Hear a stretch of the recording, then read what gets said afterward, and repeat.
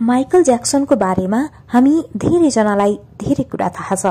यदि कसैलाई थाहा छैन भने उनको बारेमा छोटकरीमा म जानकारी दिन्छु। उनको पूरा नाम माइकल जोसेफ ज्याक्सन हो। उनी एक जबरजस्त गायक थिए, साथै उनी जबरजस्त सङ राइटर र जबरजस्त डान्सर पनि थिए। उनी किङ अफ पप यानी पप गीतको बादशाहका रूपमा चिनिन्थे।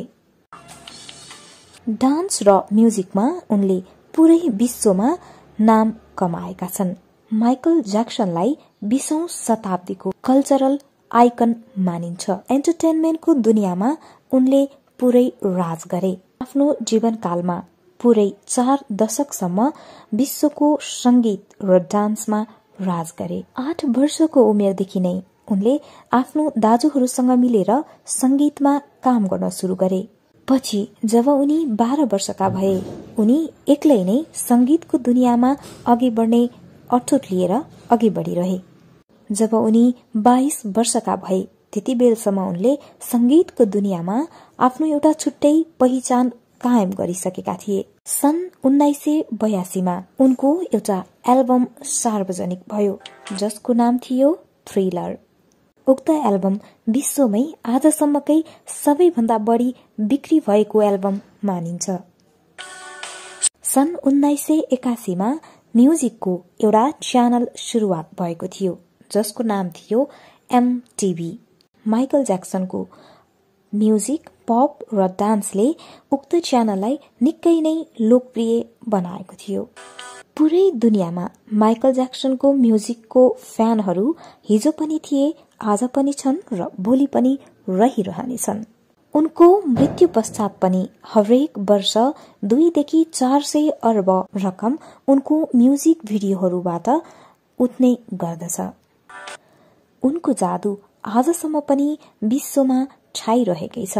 माइकल ज्याक्सन जति सर्वप्रिय चर्चित सायदै कोही होला यस दुनियाँमा।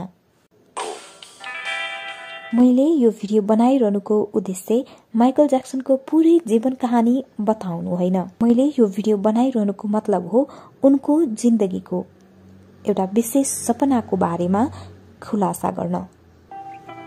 माइकल ज्याक्सन सधैँ फिट एन्ड फाइन र इनर्जीले भरिपूर्ण रहन चाहन्थे र 150 भन्दा बढी वर्ष बाँच्न चाहन्थे र उनको इच्छा अनुसार 150 वर्ष बाँच्नको लागि उनले पुरै मेहनत लगाएका थिए। उनलाई थाहा थियो यदि 150 वर्ष बाँच्नु छ भने पूर्ण रूपमा स्वस्थ रहनुपर्छ। कुनै पनि खालको कुनै पनि किसिमको रोग लाग्नु हुँदैन। यसैले उनले आफ्नो लागि 12 जना डाक्टरहरू अपोइन्ट गरेका थिए, जो दैनिक रूपमा उनको हेल्थ चेकअप गर्ने गर्थे। टाउकोको रौंदेखि लिएर खुट्टाको नङसम्म हरेक दिन उनका शरीरका हरेक पार्टहरू चेक जाँच हुने गर्दथे। बडीको हरेक पार्टको जाँच डेली हुन्थ्यो माइकल ज्याक्सनको। उनी जुन खाना खान्थे उनले खानुभन्दा पहिला ल्याबमा टेस्ट गर्ने गरिन्थ्यो। उनी एक डान्सर थिए, त्यसैले हरेक तरिकाबाट आफू फिट रहनु जरुरी थियो उनको लागि। त्यसैले उनले 15 जनालाई अपोइन्टमेन्ट गरेका थिए, जसले उनको डेली एक्सरसाइजमा ध्यान दिने गर्थे। उनी जब बिरामी परे तब उनको स्वास्थ्य सुधारको लागि उनलाई हस्पिटलमा भर्ना गरियो। उक्त समयमा हस्पिटलमा उनलाई अक्सिजन चेम्बरमा 2 देखि 4 घण्टा सुताउने गरिन्थ्यो। पछि गएर उनले उक्त अक्सिजन च्याम्बर आफैले खरिद गरेका थिए। उनले कतै पढेका या सुनेका थिए अक्सिजन चेम्बरमा सुत्नाले मानिस बिस्तारै बिस्तारै ढिलो रूपमा बुढो हुन्छ, यानि कि लामो समयसम्म यङ तन्नेरी नै देखिन्छ। यसैले 150 वर्षसम्म जिउने, जीवित रहने इच्छा राख्ने माइकल जोसेफ ज्याक्सनले उक्त अक्सिजन चेम्बर किनेका थिए। तर यसको बावजुद पनि यदि किडनी खराब भयो भने, उनको लिभर खराब भयो भने या शरीरको अन्य कुनै पनि अंगले काम गर्न छोड्यो भने त्यति बेला के गर्ने त? यसको बारेमा पनि सोचेका थिए माइकल ज्याक्सनले। त्यसैले उनले कैयौं अर्गान डोनेट गर्ने व्यक्तिहरूलाई एकदम तयारी अवस्थामा राखेका थिए ताकि जति बेला पनि उनलाई कुनै पनि किसिमको समस्या पर्छ त्यति बेला सजिलै उक्त अर्गानहरू उपलब्ध गर्न सकियोस्, प्राप्त गर्न सकियोस् भनेर। तर यति गर्दा गर्दै पनि अन्तिममा भयो के त, उनी यो कुरामा फेल भए। 25 जुन 2009 मा उनको ढुकढुकी रोकियो जति बेला उनको उमेर जम्मा 50 वर्ष मात्र थियो। उनको मुटुले काम गर्न छोडिदियो र उनको असामयिक ज्यादै दुःखदायी निधन भयो। न उनले अपोइन्ट गरेका 12 जना डाक्टर्सहरू काम आए, न त उनले तयार गरेर राखेका ती अर्गान डोनरहरू नै काम आए, न त उनले खरिद गरेको त्यो अक्सिजन चेम्बर नै।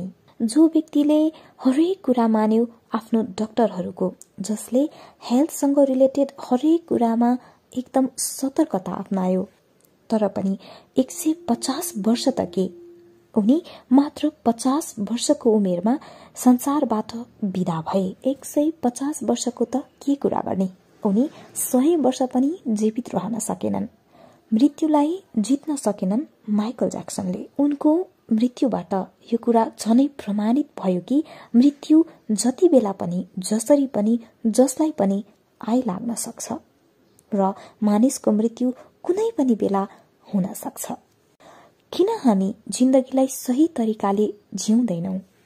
जिन्दगी राम्रो तरिकाले चलिरहोस्, यसको बारेमा हामी सबैले सचेत भएर सोच्नु जरुरी छ।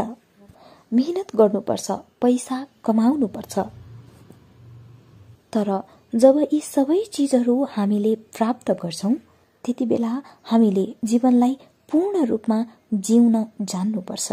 जिउन जान्नुपर्छ राम्रो तरिकाले, किनकि यो नै सही तरिका हो जिन्दगी जिउने।